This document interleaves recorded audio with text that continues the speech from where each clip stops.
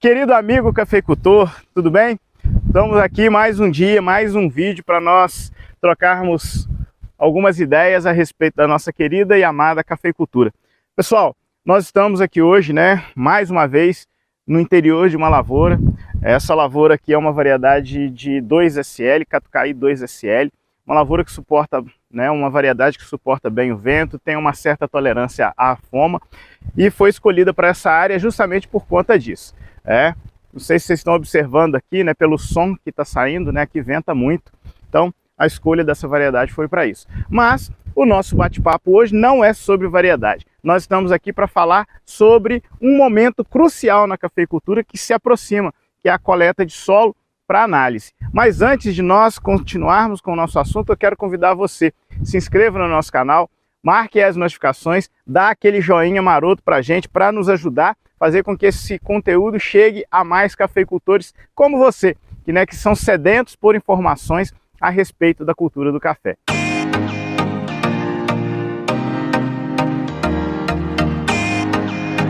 Então, trazendo aqui para o nosso assunto de hoje, nós vamos falar a respeito da coleta de solo e também de folha para as análises de solo e as análises de tecido foliar, que são cruciais para que nós tomemos as decisões acerca da nutrição das nossas plantas.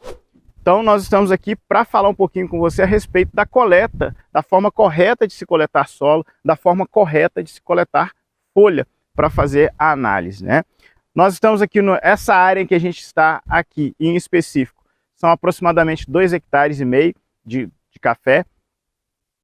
Nós dividimos essa área em 2 talhões, porque nós temos uma diferença aqui de topografia. Essa área onde a gente está é uma topografia, não tem uma inclinação muito grande, é uma inclinação menor, e tem uma área abaixo que já tem uma inclinação diferente, uma face de exposição diferente. Então, nós separamos esses 2 blocos para que a gente fizesse cada uma amostragem de solo e de folha em separado, para que não tenha interferência da fertilidade desse local para a fertilidade do outro local, porque aqui se comporta de uma forma e lá de outra forma. Citando, já teve citando um professor meu da época de faculdade, ele sempre dizia que o solo é como se fosse uma coxa de retalhos, que você vai unindo retalhos, costurando e formando essa coxa. E o solo, a gente pode dizer que é basicamente isso também. Então, por isso a gente faz essas separações. É difícil a gente trabalhar com uma área muito grande, principalmente aqui na nossa região, que é a região montanhosa. Se fosse uma região mais plana, um terreno com uma topografia mais baixa, a gente não teria tantos problemas em se fazer uma área maior. Mas como nós trabalhamos na região de montanha, é necessário que a gente estratifique o máximo possível as nossas amostras para que a gente faça uma amostragem de confiabilidade e que nos vai entregar um resultado que a gente possa falar assim, não, é isso que está acontecendo no solo e a gente precisa corrigir isso, isso e isso.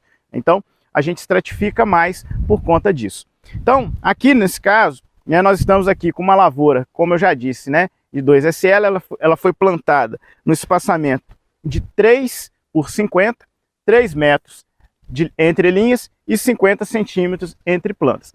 Para nós coletarmos o solo, como que nós vamos fazer? Nós vamos andar em zigue-zague nessa área, pegando aqui da projeção da copa, daqui para dentro, nós vamos pegar para fazer a nossa coleta de solo. Por que isso? Porque é o local correto para que eu aplique o fertilizante. Tem até um videozinho que nós postamos anteriormente falando do local correto de aplicação dos fertilizantes para que a gente consiga aproveitar ao máximo esse fertilizante. Então, uma vez que eu faço a aplicação do fertilizante sob a projeção da copa, a minha coleta de solo também deve ser ali. Ah, Michel, qual a profundidade? Como eu faço? Qual a ferramenta? Ferramentas são várias. Nós temos o trado holandês, nós temos enxadão, nós temos cavadeira, nós temos sonda, nós temos broca. Então são várias as ferramentas. Mas a profundidade do furo que nós temos que fazer é de 0, nível da superfície, até 20 centímetros, tirando uma fatiazinha, a depender da ferramenta, de pelo menos 2 centímetros na parede desse buraco que nós fazemos e reservamos isso dentro de um balde plástico limpo, para que não haja contaminação dessa amostra. Andamos mais um pouquinho, aleatoriamente, fazemos outra amostragem. Você pode me perguntar, quantos furos eu devo fazer por amostra? Quantas subamostras eu devo fazer para uma amostra composta? Como nós trabalhamos com a média, a gente deve procurar fazer o maior número de furos possíveis. Claro, vai existir um limite, né? Também não precisa ser furar todo o pé de café. Então, numa área aí, vamos trabalhar aqui 1,5 hectares, a gente pode fazer aí de uns 20 furos, mais ou menos, né? Mas quanto mais, melhor, porque a gente trabalha com a média. Tirando mais furos, a nossa média se aproxima mais da realidade. Então, quanto mais furos, melhor. E simultâneo à análise de solo, nós estamos orientando também que se faça a coleta da folha para análise foliar. Para quê? Porque nós vamos contrastar uma com a outra. Análise de solo, a gente vê o que tem no solo. Não conseguimos ver o que tem na planta. Para que a gente veja o que tem na planta, é necessário se fazer a análise do tecido foliar. Pega a análise de solo, pega a análise de folha, contrasta uma com a outra, a gente vai trabalhar melhor a nutrição. Principalmente no quesito que se fala, no quesito nitrogênio. Nitrogênio é um elemento químico, é um nutriente que nós não conseguimos enxergar ele através da análise de solo, porque ele é muito volátil. Então a gente não consegue fazer a leitura dele via solo. Então, mas via folha nós conseguimos fazer. Então, fazendo essa leitura do nitrogênio via folha, nós vamos conseguir fazer a calibração da dose de nitrogênio de forma mais adequada. Quando nós levamos em consideração somente o solo, nós fazemos por estimativa de produção somente. E corre-se o risco de nós errarmos para mais ou até para menos as doses de nitrogênio para aquele ano agrícola. Mas como que eu vou coletar a análise de folha? Pé de café é uma forma piramidal, né? Então a gente divide ele em 3 partes, terço superior, terço médio e terço inferior. Nós vamos chegar aqui na interseção entre o terço médio e terço superior, vamos contar o primeiro, o segundo, terceiro par de folhas e arrancamos esse par de folhas, né? Vamos no outro lado da planta, fazemos a mesma forma. Segundo a literatura, a metodologia preconiza que nós façamos essa coleta nos 4 cantos da planta, nos 4 quadrantes da planta.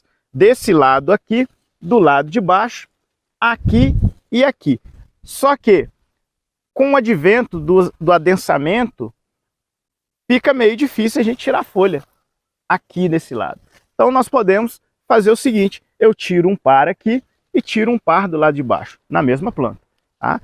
Vou armazenar isso aqui num saco de papel, limpo também, sem a presença de tinta, porque às vezes tem uns sacos de papel que são pintados, né, silcados. Então, para que não haja contaminação, vou depositar isso no saco de papel. Eu sempre tenho dito, onde você coletar solo, coleta a folha também. Coloca nesse saco e tem que mandar já de imediato para o laboratório. Mas se o laboratório for longe da sua propriedade, de onde você reside, você pode armazenar até 3 dias na geladeira.